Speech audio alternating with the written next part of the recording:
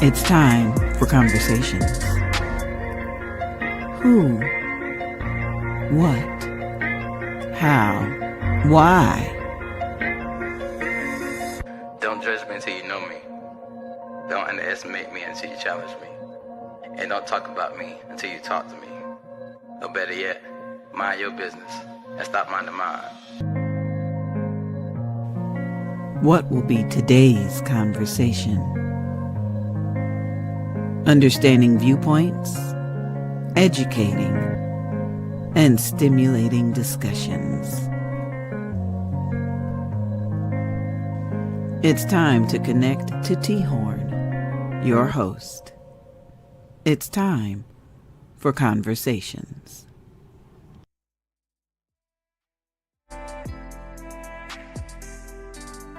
Yo, what's good, everybody? Welcome back to Conversations with yours truly, T-Horn the Uncool. We are back with another boss episode, and I'm excited about today's episode because y'all know me. I'm a hip-hop head, positive, gospel, conscious, just hip-hop in general. The whole hip-hop genre, I love it. And right now, I'm pretty sure everybody's feeling the same way I'm feeling about one rapper in particular, and that's the boy Kendrick Lamar. Kendrick Lamar has been killing the scene for the past year, making hit after hit after hit, from his beef with Drake to his Super Bowl performance to just Kendrick Lamar just being an impact on the community and the culture. So right now, we're going to get into some things, but first off, when we start, I want to go ahead and thank all our sponsors who are sponsoring Conversations with T-Horn the Uncool. Big shout out to MyJBN, our new broadcasting partner. And also, I want to go into introduce some people that I like to call the panel. So, let me explain the whole reason for the panel. So, the show is called Conversations with T-Horn the Uncool. And if we're talking about conversations, I can't sit here by myself and have conversations. So, I need the people to talk to. And yeah, I can get guests and everything now and then, which I will still do. But I want you guys to get used to some familiar faces. There are 4 of them, but you won't see all of them all the time. You'll see some here, some there, and sometimes you see all of them, sometimes you'll see some of them. But right now, I think I got 2 who want to join me tonight. If you could bring those 2 up on the screen, please. Uh-oh, are we having technical difficulties? Let's see. Hold on. There you go. Okay, I thought we were having technical difficulties. What's up, y'all? How y'all doing? We in here. What's up, bro? Okay, so as I was saying, I got 4 members of my panel. 2 are not here tonight because it's a sometime thing. Sometimes make it all of us, sometimes make it some of us. But a lot of you know these guys. They've been on the podcast before. We have She Green and John Alexander. So real quick, everybody introduce yourself, starting with She Green. Go ahead, ma'am. Hi, I'm She Green. I run a series of, a number of rooming houses in the Jacksonville area. Why you looking like that? Because I'm getting a lot of feedback. Oh, okay. But anyway, I run rooming houses in the Jacksonville area, which is how I met T-Horn. I got an opportunity at his school to briefly sit on the board. Mm-hmm. So when he asked me to be a part of the show, I knew I couldn't pass up this opportunity. He's a wonderful guy. Good stuff. And I'm gonna get into stuff later on when I think I might do a little introduction for each of y'all later on when I get all 4 of y'all on the screen. But John, you go ahead and introduce yourself to the people, my boy. Go ahead. Oh yeah. I can hear myself. I know. That's what I think I said. gotta have headphones or something. That's why I put mine in. But tell the people about yourself. Tell people who you are, boss man. Shoot, man, I'm John Alexander. I used to be a nigga, now I'm a figure.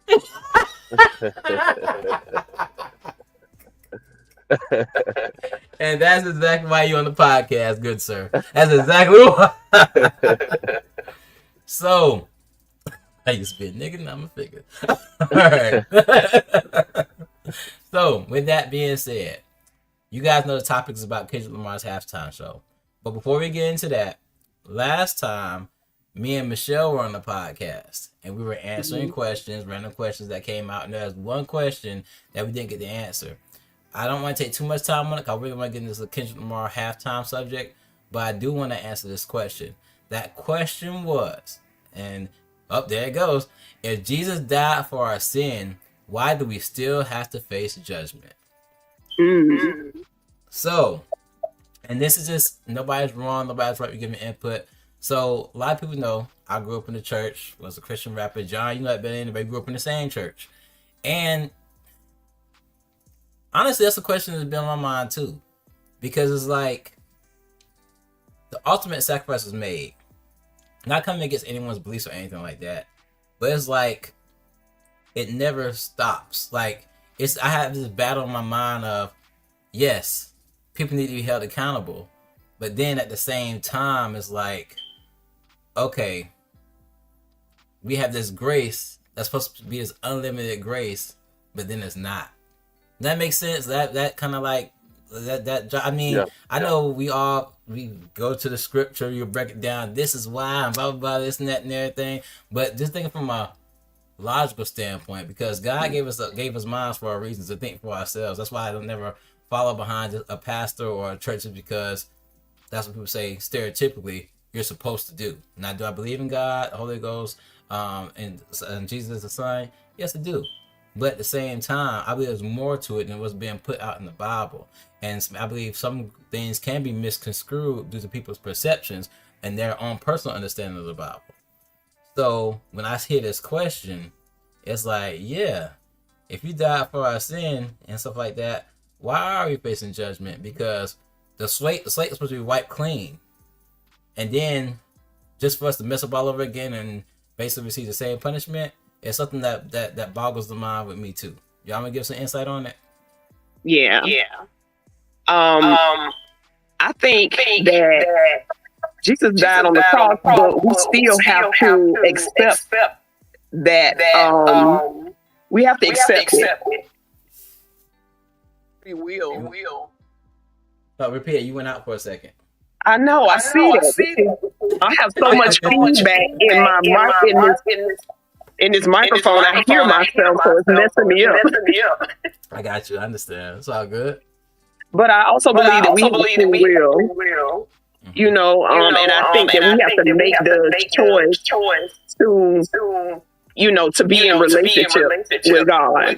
You know, and just because Jesus died on the cross, what we do just, you know, like, okay, well, that happened, but I'm going to go back and live it like here.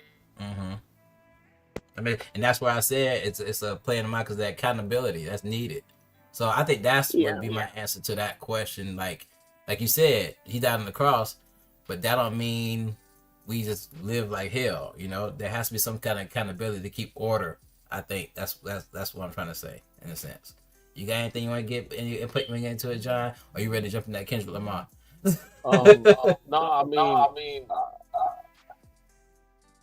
So the question is, why do we still have to face judgment? I mean, like, specifically, do you mean like people? Yes, I'm guessing they're asking because this was anonymous. They didn't want to put their name out who asked the question, but I'm thinking this is based off people in general.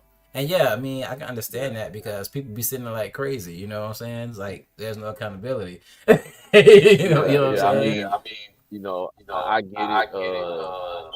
It'll be nice to be in a place where we aren't judged, though. Like, when we come to church, when we would go to church and the pastor would say, hey, come as you are. We're supposed to come as we are without having to face judgment. But, I mean, that's just not the nature of how people think. Got you. I can understand that. Unfortunately.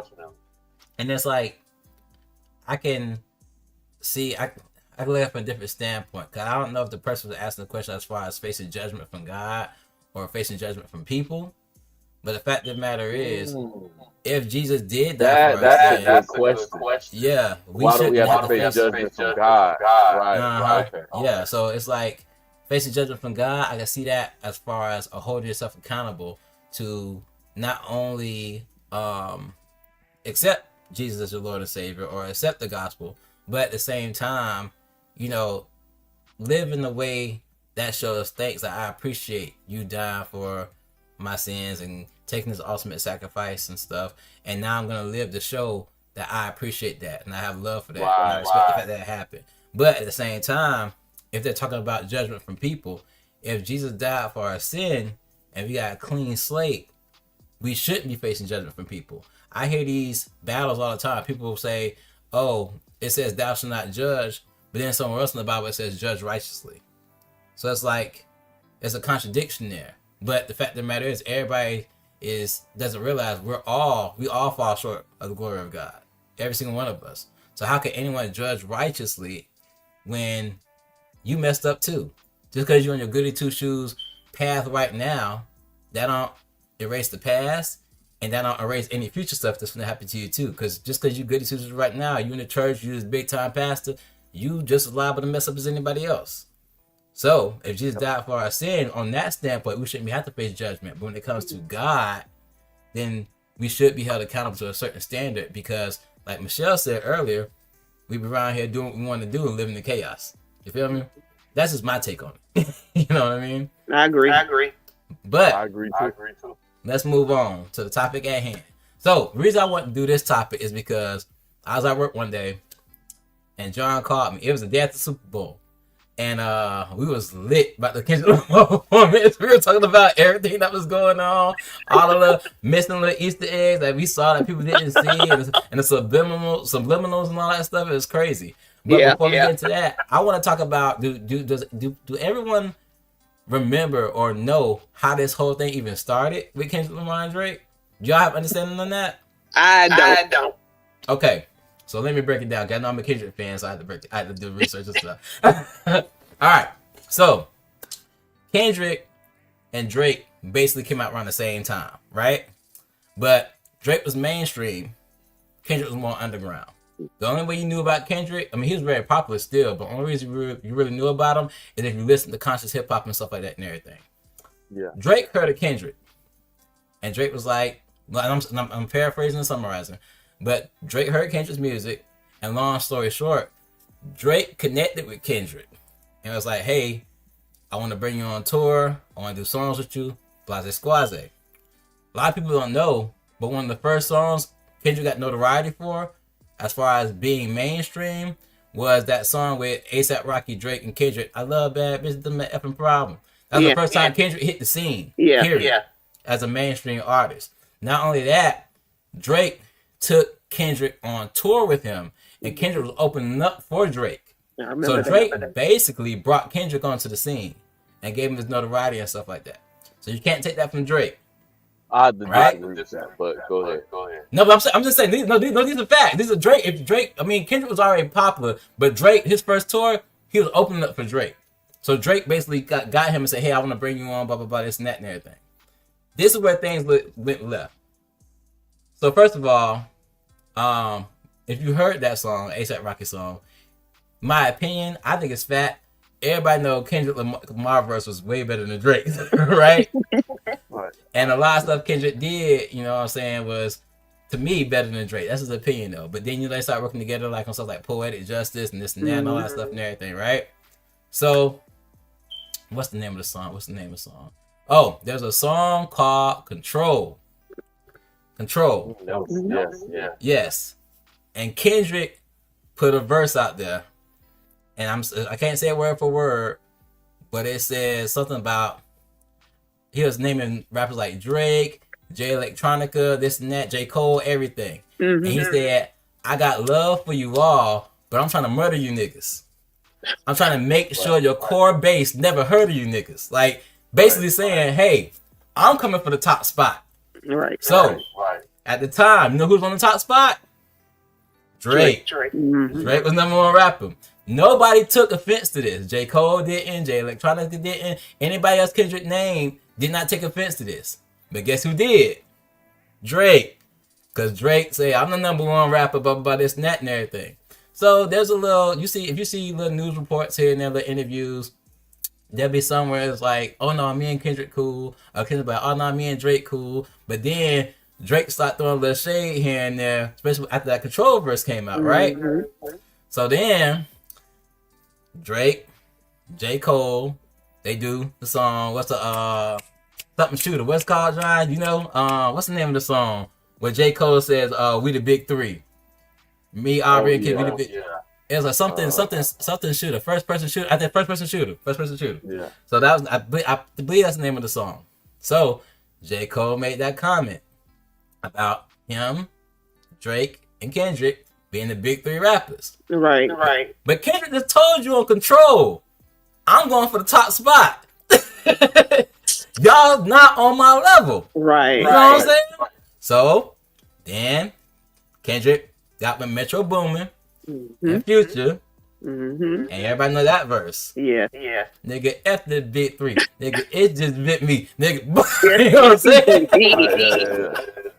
That started the whole thing. You know what I'm saying? Kendrick's like, yeah, but I told y'all, that's cool. Y'all feel that way, but I told y'all I'll come for the top spot. I'm going to run this. So what y'all saying is relevant to me. I'm number one. So J. Cole, being who he is, you know, J. Cole ain't no conflict person and stuff like that. He made 7 Minute Drill. Not because he wanted to respond against Kendrick, but because everybody's like, hey, Kendrick just made that song dissing you and Drake, blah, blah, blah. What you gonna do? How you gonna respond? So J. Cole made 7 Minute Drill, and it sucked because his heart wasn't in it. Right. A couple days after he released the song, he did a concert apologizing to Kendrick and saying, you know what?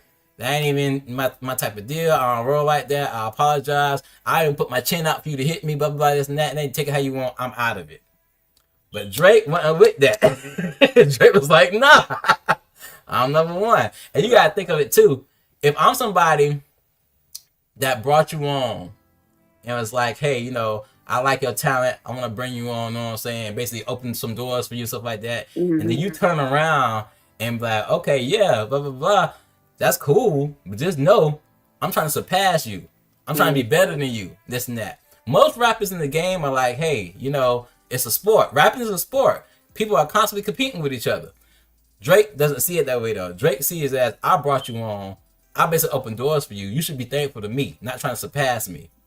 So then the whole beef starts with rap battles and stuff like that and everything. And, you know, you got Euphoria, you got 616 in LA, and you got what is it? Meet the Grams and Family Matters. All these beefs, all these disses going out. So long story short, Kendrick wins the beef. You know what I'm saying? Not Like Us came out. That was the nail in the coffin. Yeah. Well, Drake ain't having that, and Drake still beefing. So Kendrick, Not Like Us came out, and Kendrick is killing the radio waves. #1 song, getting for a year, 5 Grammys, this and that, and then the Super Bowl performance comes up. People don't realize Drake and Kendrick are under the same record label, UMG, Universal Music Group. Drake feels like, because he done got so popular and stuff like that, now it's a legal thing where Drake feels that, okay, UMG is trying to use Kendrick to downplay me, so when my contract comes up, they can look at like Drake's our biggest artist, so we have to pay him more. They're trying to downplay me, so we have to pay him so much. That's how Drake feels. Kendrick is like, I ain't got nothing to do with none of that. You know what I'm saying? I'm just trying. You tried me. We've been battling. This got personal. You talk about my family, my kids, this and that and everything, all that stuff. So it's personal, and I'm finna end you. I'm finna destroy you. I'm finna Mortal Kombat fatality you're behind. You know what I'm saying? So they do the Super Bowl performance, stuff like that. And first of all, let's just clear the air. Everybody's like, oh man, that was like the biggest, this the Drake ever, blah, blah, blah. I'm like, yeah, that's cool, but it was 75% more rapping for the culture, rap about what's going on, the struggle of the black people and this and that, and going against politics and stuff like that. And at the end, he's like, oh, just in case y'all forgot, let me diss Drake right quick. That's really what it was. It wasn't the whole entire Drake diss, Right. After that, you got over 6, I don't know how many people were at the Super Bowl, but let's just say thousands at the Super Bowl and millions at home screaming A minor all at once. You did, bro. Ain't no beating that. You are defeated. He drew again. Yes. So, with that being said, that's the backstory of my studies. You know, I've been watching this thing since the beginning and stuff like that. So, with that being said, we got 10, like probably 9 minutes of the break. Let's go into some subliminals that we've seen. First thing, let's talk about Samuel L. Jackson being Uncle Sam. I thought that was so clever. Genius. Yes, for so many reasons. Not only the fact that he's already Samuel L. Jackson, he's Uncle Sam, because people don't know, Drake made a diss toward Kendrick talking about where your uncle at. You know, because I guess Kendrick's uncle wasn't in his life. So Kendrick brought Uncle Sam. Uncle and I was like, here go my uncle. Sam. Right. Wow. Not only that, it's like a double entendre. Here's my uncle, Uncle Sam, responding to where's my uncle at. Then we got Uncle Sam for playing the Great American Game, being played by Samuel L. Jackson. Then people don't forget the same character that he played in the Super Bowl is the same character basically played in Django Unchained. Django, yeah. You know what I'm saying? The black dude, the Uncle Tom that was trying to get black people to calm down and play the game, and play by the system and stuff like that. Right. I thought that was genius. Anything y'all want to input? I gotta talk all night. I'm gonna try to give some input. I got a panel for a reason. Go ahead, y'all. No, you killing it. You killing it. Because it's like it was crazy to me. Like, first of all, that by itself was like so intelligent to me. Yeah. And you know, it's so much I can talk about. He's standing on the Grand. He's not standing. He's kneeling on the Grand National. And then you got all these people. First of all, how did he even fit that many people in that Grand National? The whole background dancers came out the Grand. That was tight work. Right. Not only that, people don't realize they were dressed in red, white, and blue, but nobody realized all his backgrounds behind him were black men. Yeah. Nobody realized they were all black men. Right. And those black men came together to make the American flag. And there are times they were bending down and touching each other's backs and shoulders, saying this country was built on the shoulders of black men. You don't realize that. Right. Then he did this whole thing. He walked down the middle, and the flag split, showing that America was divided. It was so deep. Like, people couldn't catch him what was going on. They was like, he ain't dancing, we ain't being entertained and stuff like that. I'm like, y'all missing the whole point, man. And I'm not saying because you missed the whole. If you missed it, if you want to be entertained, that's fine. Ain't nothing wrong with being entertained. But don't downplay the message because you want to be entertained. Because some people need that message. Right. It was entertaining, bro. It was. Man, to me, it was very entertaining. It was very I was entertaining laughing the whole time. It was. You can ask my wife. I was literally up here watching the halftime show because I'm a big Kendrick fan. I'm a little fanboy. I was in here screaming and laughing and singing all the songs and that. And people talk about we didn't know the music. I'm a Kendrick fan. I knew all the songs. Right. And all that stuff profit crap, bro. You know these people know the songs, bro. Yeah. You know, they just being who they are in nature. You know what I'm saying? Like, if you don't really, if you're not like a pro-black type of person, then that show would have, then you would have tried to throw any disdain on the show you could. Right. That's just like when Martin Luther King was marching, all these people talked all this crap about him for being like what he stood for. Bro, if you got any type of pro-black in you, bro, that's the greatest show, the greatest halftime show I've ever seen, bro. Ever. I mean, that's number Just one. the fact that it was pro-black. Right. But the whole Super, if you think about it, the whole Super Bowl was kind of pro-black. Yeah. 1 year. Well, I don't say 1 year, but this year was just, it was everything. It was just the days after and the social media posts, and I was reading through the comments and stuff, and I kept seeing on faceless profiles that I hated it. It was the worst show ever. You know, it was either a faceless profile picture from the person making the comment, or it was somebody wearing those Oakley shades. Right. Oh, MAGA. Yeah, talking down about the show, talking about how they didn't understand it, that it wasn't diverse. Go figure. All the other years where the Super Bowl halftime show wasn't diverse, they never made commentary like this before. This was historical. And people gotta understand this. Like, what y'all expecting him to do? He's a rapper. He did exactly what he does. Like, Right. y'all expecting him to go down there and moonwalk like Michael Jackson, hit a couple backflips. Kendrick Lamar is a rapper and a rapper only. He ain't no singer. Right. He ain't no super performer. He ain't no trapeze artist. No circus attraction. He's a rapper. So he did what he supposed to do. And for him to do all that and set that whole setup up and still rap, bro. that was amazing. Yeah. He set it off. He set it off, bro. When I say, bro, I was at a bar, bro. I couldn't even hear the songs. I couldn't hear nothing really. I was at a bar, and when I looked and I see Samuel Jackson, I said, "Oh, I know this means. I know it was a message." Before I'm at the bar, bro. I knew it was a message. I'm like, well, when I get home, I'm gonna rewatch the halftime show, and sure enough, it was a message. But when I seen Samuel Jackson, I said, "Oh, he set it off." Yeah. He set it off, bro. Like that was everything. That little Drake disc was like just the cherry on top. That's all it was nothing. Right. But see, that's what people want to focus on. They want to focus on the Drake disc and miss the message. You know? That's the problem. I mean, Kendrick, that was the fatality. That was the end all be all of all. The fatality, though. You know, right? Better than that one. He said it right. He said it right. But it was so much symbolism in the show. It was so much going on that when they posted the replay on the NFL website, I had to go back and watch it like 3 or 4 times because it was so much stuff that I missed from watching it initially. I was like, oh man, that whole A minor thing. The fact that he had that minor A on his chain. The flags in the background. Yeah, they running the flag. Little children looking up to the A. That jump was hilarious, man. It was a lot going on. He packed a lot in that performance. Yes. That was hands down the greatest halftime show I had ever seen. I don't think we're gonna see a better one. And I don't care what nobody said. You like what people don't understand. They talking all that trash. Like, bro, like you say, he a rapper. Not to say rappers can't do what they do, but bro, if you had Chris Brown, like auditoriums like that, like big stadiums like that, are made for singers. Like singers sound good in spots like that. Like, what more can you do? But that show set it off, bro. It really did. That was everything for a pro-black person.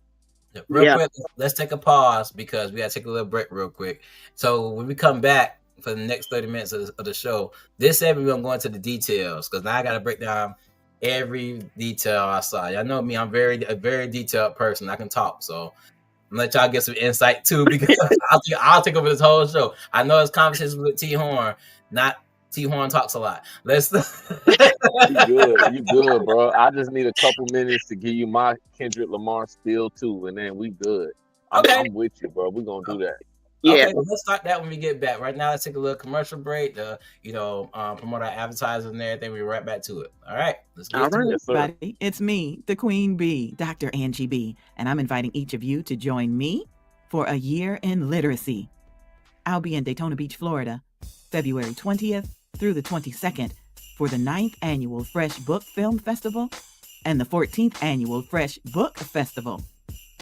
Join me February 20th at the Museum of Arts and Science, 352 South Nova Road, and the 2-day Fresh Book Festival at 925 George W. Ingram Boulevard in the beautiful city of Daytona Beach, Florida. Come out and meet authors, publishers, producers, on-air radio personalities, and more. Get your tickets at freshbookfestivals.net. Follow Fresh Book Fest on Facebook or send an email to freshbookfestivals@gmail.com. It's a year in literacy. You don't want to miss it.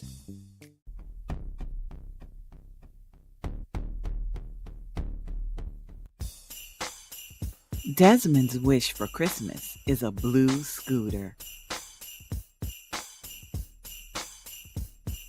He goes to bed early Christmas Eve, hoping that when he wakes up on Christmas Day, his wish has come true. The newest children's book from author Avalon S. Brown. Connect with the author on Instagram, author Avalon S. Desmond's Wish by author Avalon S. Brown. Now available The Precious Petals of God, an anthology presented by visionary Diana C. Hill and a collection of anointed authors. Don't let this day go by without capturing a copy for yourself and secure another copy for someone else. An eclectic collection of stories symbolizing the flowers, the women of the Bible, and the authors. Contact any of the co-authors to purchase your copy, or purchase your copy on Amazon, and be sure to write a review. The Precious Petals of God, an anthology published by Angie Productions and presented by visionary Diana C. Hill. We can help you put the pieces together. Audiobooks, flyers, commercials, and more. Angie Productions on Facebook.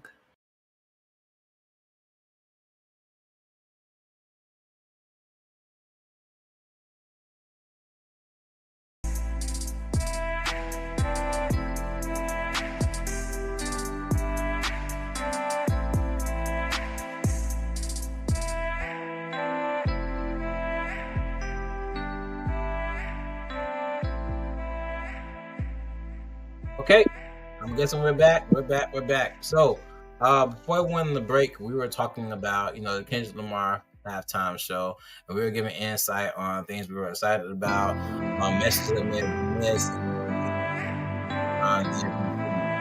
So we're gonna continue on with that. I know, John, you had some input before the break. You said you want to give him the Kendrick Lamar halftime performance. Is it Kendrick or just the other show? Which one you trying to get insight on?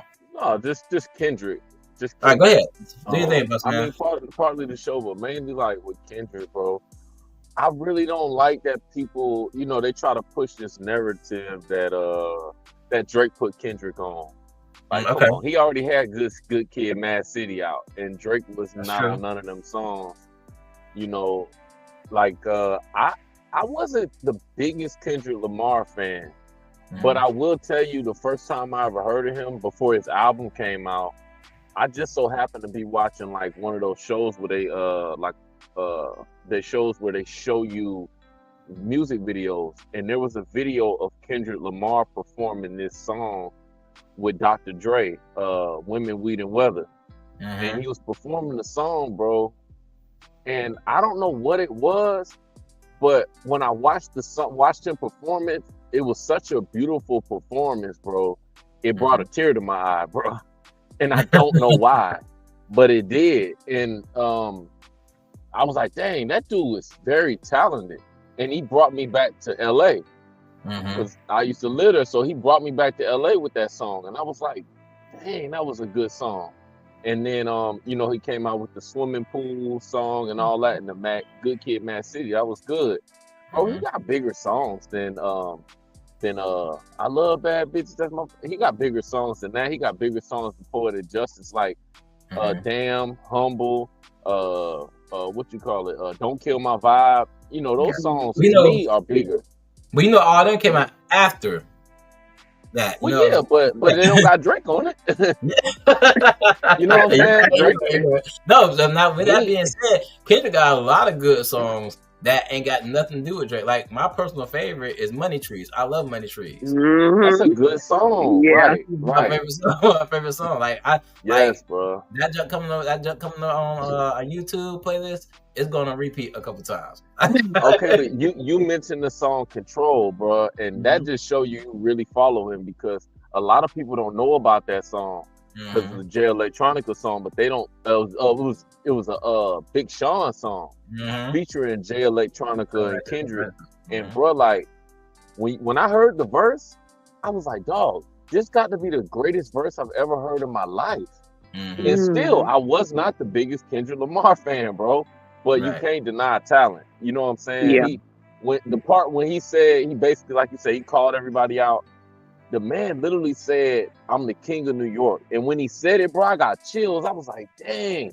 And then like when he said that, all these New York artists, like those were the people that took offense. Besides Drake, they started making all their verses, like Papoose and them started making all their verses on that, but they couldn't mess with Kendrick.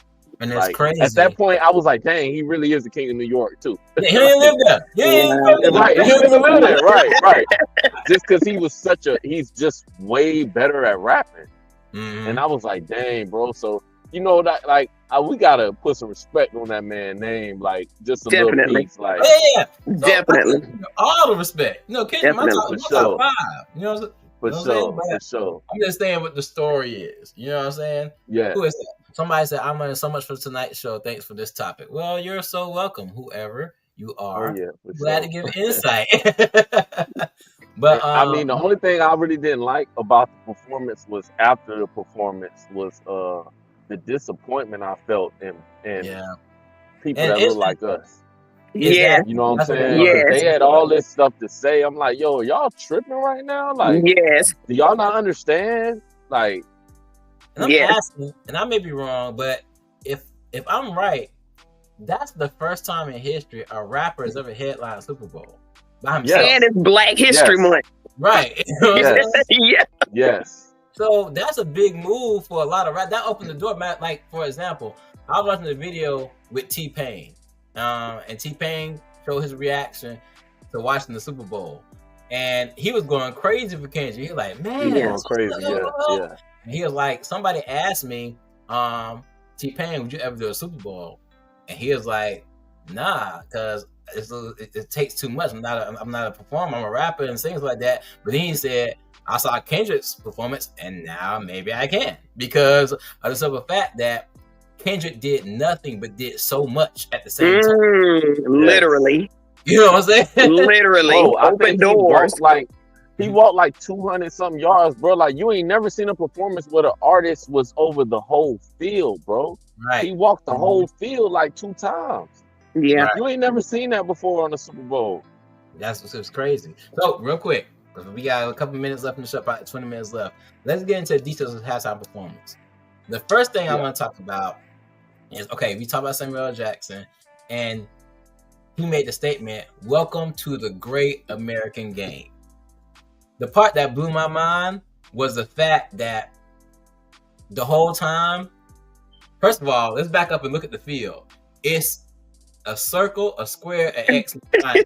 Somebody pissed me off. Talking, oh, he got Squid Games on the field. I'm like, that's not Squid Games. I'm like, that's a controller. That's a controller, right. Right. But in the middle of the PlayStation buttons, it's a prison yard. Right. So crazy. And if you realize each song, he's at a different button, hitting different things. Ooh, I missed that. Go back and look at it, because there's one where he's on the corner and he rapping and stuff like that. He's hitting different elements or different stuff and everything in each thing. Wow. Another thing I saw too, that somebody pointed out when I saw a YouTube video, I'm a gamer, heavy gamer. Well, I was a heavy gamer. I'm grown now, but I can't play games as much. I got bills and stuff. But I used to game a lot.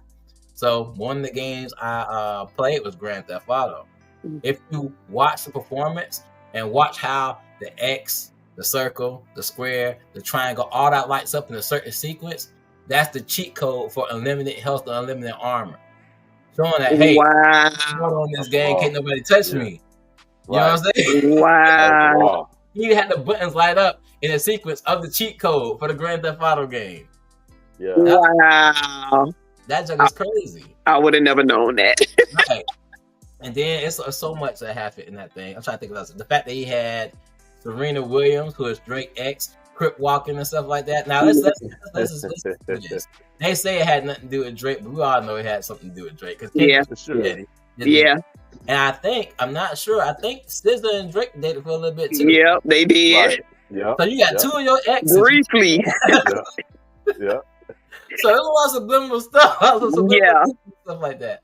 What else? It was so much stuff, man, that caught my attention. The fact that the PlayStation board, that it was supposed to symbolize a video game, but at the same time symbolize the fact that as people who aren't white men in America, we're caught up in this game that we have to play.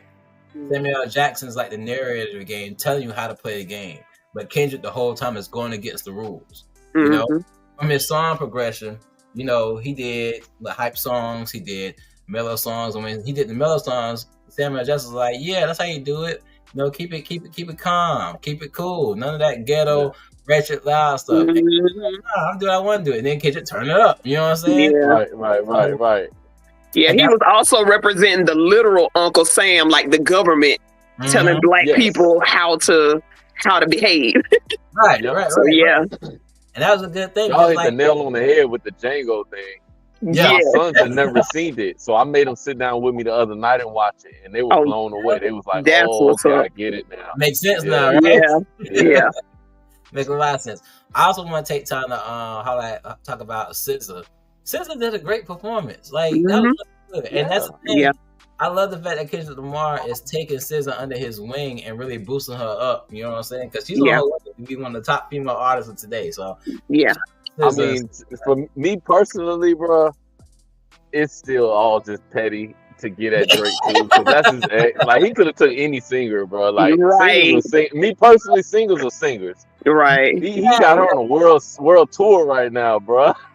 He already made a connection with SZA on the Black Panther album with All the Stars.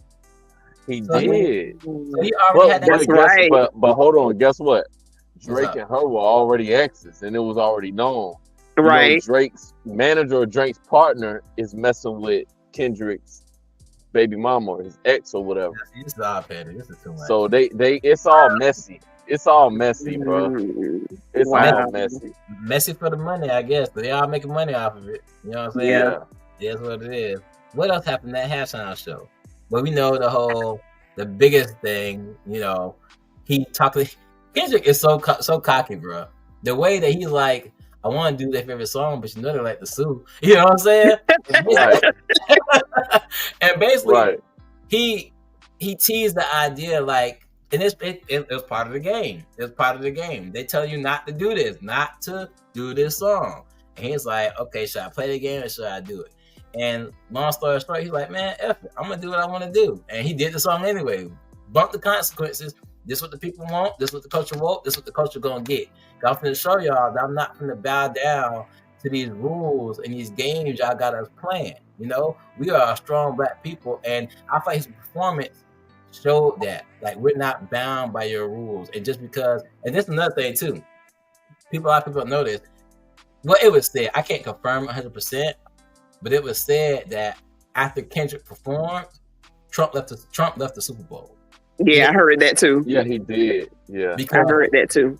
That was a shot straight at him for all the stuff he's doing, like, you know, with the Constitution and the amendments and stuff like that. Equal opportunity employment and going after the LGBT community, the Hispanic community, the black, everybody who ain't a white man, basically. Yeah. Right. And then what did Kendrick say? My favorite part of the whole show was just this one line when he was like, you got the wrong man at the right time. And then he mentioned 40 acres and a mule. Yeah. I was like, okay.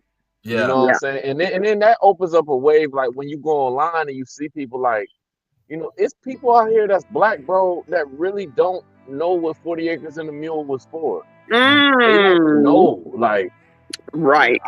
I look back like, bro, like our ancestors are rolling over in our grave, or rolling over in their grave.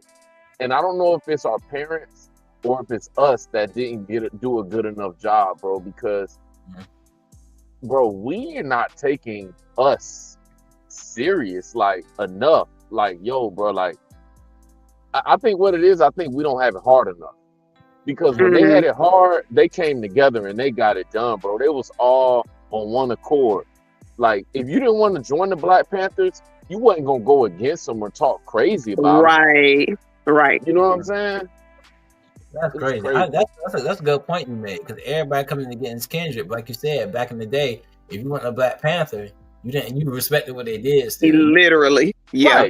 Right. Or if you was wasn't a Muslim, same way. You respected what they did because what they were doing for the community and the culture. Kendrick trying to do the same thing. And he's getting more hate from our people than he is love. And that's crazy to me because y'all know I work with boys and stuff like that. And they're trying to take Black history out of our schools. Yep. So you said the thing, John, about the 40 acre and the mule and people not knowing what that represents, what that means and stuff like that. So we got a whole generation of people that don't know what that means. Literally. Yeah. The history is being lost. It's not being taught. And then if you got parents who are not teaching their children the history of our ancestors and our great-great-grandfathers and stuff, that the struggle and the whole history of the 40 acres and the mule, like, how would they know? Right. You know, we're raising a generation of entitled, selfish, you know, who don't know the history. You know, it's like it's being lost. They ain't picking up a book. Right. Like I feel like I failed my son. Like I told him the other day. I tell him like, bro, I feel like I'm failing you, bro. Like, turn that off. Like he's sitting there playing the new Drake album. I'm like, bro, turn that off, bro. I don't want to hear that. Like, I'm saying, like, bro, this is a pro-Black house, bro. I'm sorry. Like, it sounds crazy as it sounds. Crazy as it sounds. It's just for me, bro. Like I catch on to certain things, bro, and I'll latch on to that. I don't care if I used to like you. I'll cut you off so quick, like I never liked you before. Like Lil Wayne said that. He said what he said about BLM.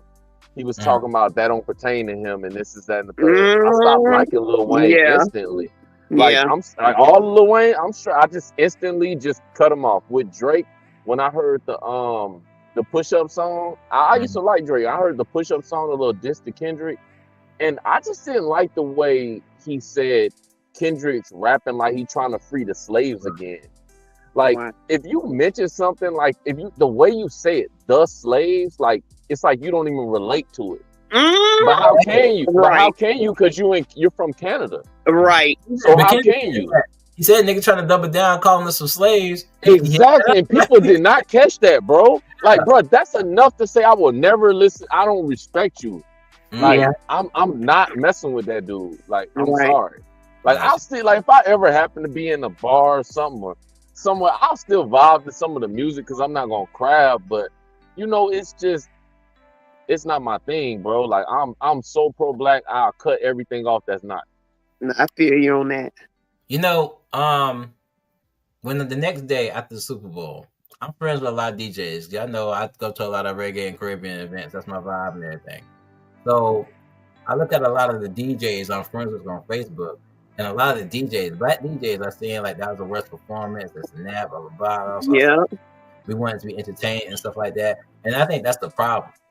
It's okay to be entertained, but when Black people realize they don't need to be entertained, they need to interchange. And that's the thing. Like when your mind frame enters a state of things need to change, being entertained, you realize that's a distraction from what we need to be doing. Literally. They got us over here in the first place. People don't realize that the only reason Black people are over here is because the white people went over to Africa and they tricked us over here with trinkets and all our attention and stuff like that got us over here. We so worried about being entertained and what somebody got and how something make us feel good that we're not worried about the fact that we're still being trapped and we're still being distracted today. Yes. Oh, you hit the nail right on the head, bro. What they did was they took the shackles off our hands and our feet and put it on our brains, bro. Yes. That's what they did, bro. Because I don't bro, like, I feel like I be trying to get on my soapbox sometimes, but I gotta calm down because like I went on there after the halftime show and I don't get on Facebook like that or social media much anymore because I got other stuff to do. But like I went on there just to see what was going on, what people were talking about, and I just had to make a post like, bro, how do I wake up to all this? Like I'm disappointed, and I gotta get back off here before I start getting disrespectful. You know what I'm saying? Because it's one thing, you can't make people think how you think. You can't make people view stuff how you view, and everybody's entitled to their own opinion. But respectfully, if you're a Black person,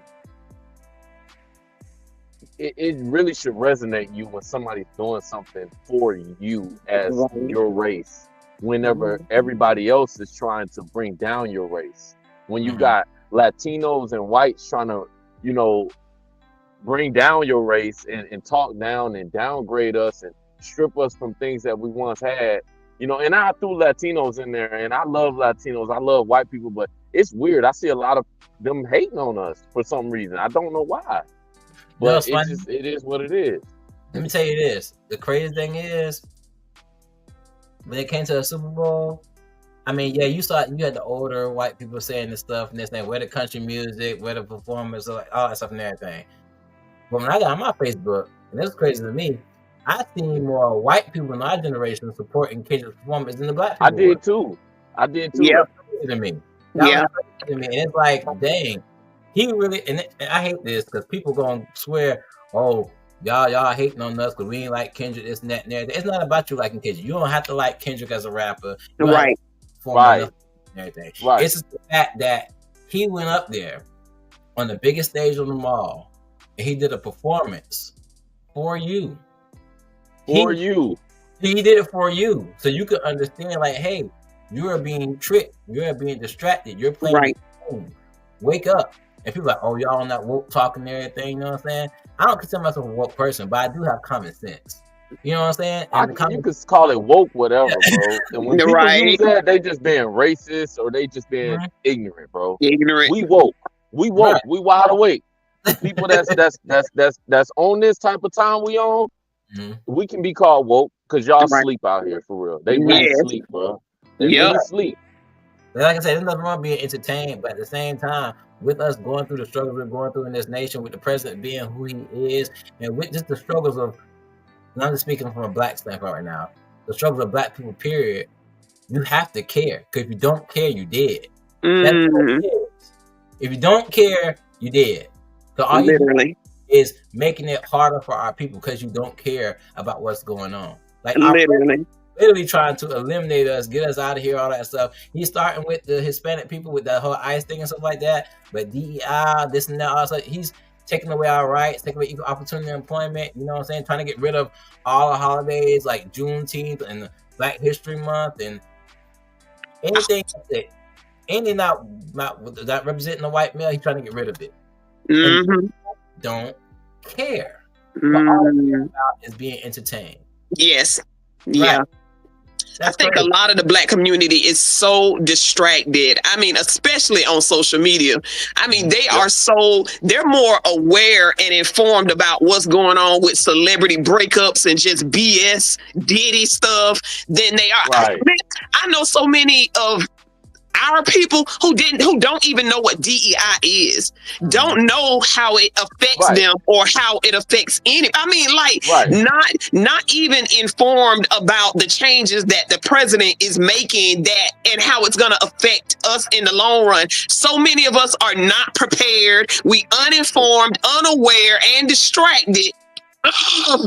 It's very frustrating. I have to get off of social media, like.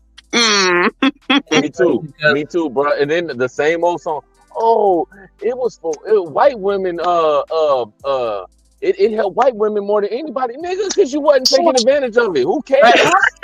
Who cares? It helped you too. Like, who cares? Yes. That's crazy. But the fact of the matter is, ain't nobody it's crazy because majority of our people, and it's sad to say, ain't gonna realize stuff because it's too late. Until it's too late. Right. They're gonna be like, where did this come from? Yep. Where it came from. It was there from their eyes the whole time. You was too busy being entertained. Literally. Yep. That's what it was. Literally. It's gonna smack them right in the face. That's when they're gonna be like, ow, okay, dang, I feel it now. Yeah. But, you know what I'm saying? It's crazy, man. It's crazy. But y'all, we got like a couple minutes left, like 3 minutes. Go ahead and if I'm gonna give some final thoughts or y'all want to spill on this whole conversation, or just tell people what y'all do, how to get in contact with y'all, stuff like that. No. I am on Facebook, Instagram, and TikTok. I'm She Green.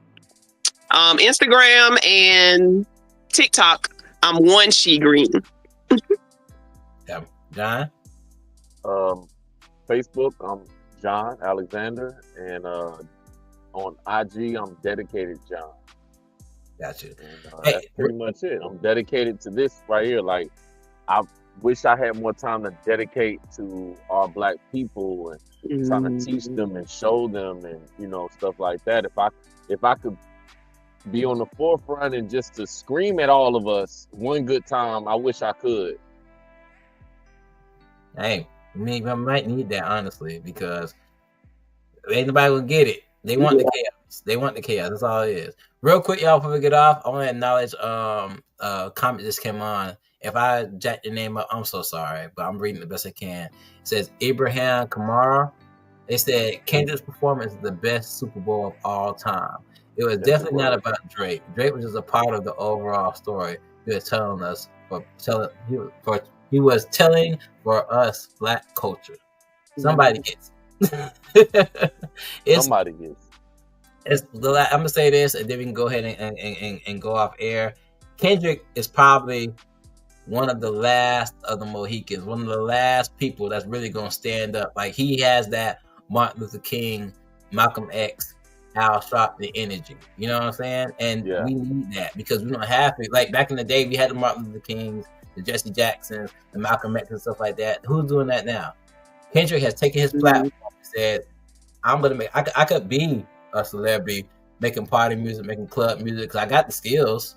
You know what I'm saying? I can rap better than most of them. I can do that. But you know what? Nah.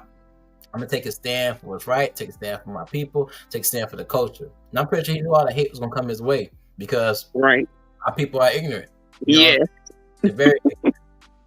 But that won't stop him from doing what he's doing because he knows he can reach one, that one can reach two, that two can reach four. And it's going to build over time to the point where our culture is starting to realize. Just like when Barack Obama was in office, you know what I'm saying? It's time for a change. So, Kendrick, keep doing what you're doing. I doubt Kendrick ever going to see this, but if I ever get lucky, if Kendrick Lamar see this, I just want you to know, Kendrick, keep doing what you're doing, bro. You got a fan right here. For real. Literally. Yeah. Right. So with that being said, we'll go ahead and end the podcast. I'm T-Horn Uncle, John Alexander, She Green, part of the panel. Next week, I can't get into next week yet because I don't know what we're doing next week, but I'll post about it and we'll have more people from the panel on and probably switch it up and everything. We'll have a good time. With that being said, this is Conversation with T-Horn the Uncool. Love y'all. And remember, be blessed, be uncool.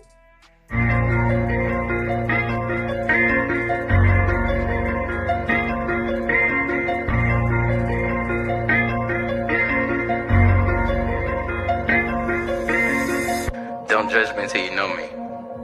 Don't underestimate me until you challenge me. And don't talk about me until you talk to me. Or better yet, mind your business and stop minding mine. Yeah, I'm the topic of conversation. Circles talk about me. Yeah, I'm in rotation. I'm the one they talk and then they gossip about. Now it's so hard for them to keep my name out their mouth. Oh, I'm the topic of conversation. Circles talk about me. Yeah, I'm in rotation. I'm the one they talk and then they gossip about. Now it's so hard for them to keep my name out their mouth. Oh, my name coming out must taste good cause you keep it in your mouth. Got something else for you to go down south. I'm just playing. What the heck you talking about, huh? Why you worry about who I wanna date, huh? Why on the main course in your plate, huh? Why everything concerning me gotta turn to be argument or debate, huh? Is he a Christian religion? Has he forsaken? He just was dating her. How many women he dating? Had another kid? That nigga don't know when to stop. I heard he smoking, getting high. Boy, that fell from the top. See what I learned. Is your concern? It's all about me. Y'all gossiping made me look at y'all like female dolls in heat. But let's make something concrete. I'm seasoned, yes indeed. Y'all must like the recipe cause y'all all on my meat. Yeah, I'm the topic of conversation. Circles talk about me. Yeah, I'm in rotation. I'm the one they talk and then they gossip about. Now it's so hard for them to keep my name out their mouth. Oh, I'm the topic of conversation. Circles talk about me. Yeah, I'm in rotation. I'm the one they talk and then they gossip about. Now it's so hard for them to keep my name out their mouth. Oh, haters try to diss me, they love me, but they dismiss me. Play hard, but acting sissy. They lies be so convincing, and exes get jealous quickly. They won't admit that they miss me. They hate that I moved on, so use my children against me just to keep up the top. People peep on my wall just to keep tabs on my flaws, just to keep me afar. Doing everything they ask me, but that ain't enough. I'm on everybody's tongue, and everybody on my jump. His rap career won't take off. That nigga ain't hard, he really soft. Try to see his page, but I'm blocked. He was living for Jesus, then he stopped. Can't get girls just to knock him off. He a lie, the truth ain't what he taught. I be so close to popping off, but then I realize I don't give a fuck. Yeah, I'm the topic of conversation. Circles talk about me. Yeah, I'm in rotation. I'm the one they talking, then they gossip about. Now it's so hard for them to keep my name out their mouth. Oh, I'm the topic of conversation. Circles talk about me. Yeah, I'm in rotation. I'm the one they talking, then they gossip about. Now it's so hard for them to keep my name out their mouth. Oh, My whole life, I lived it based off of other people's opinions.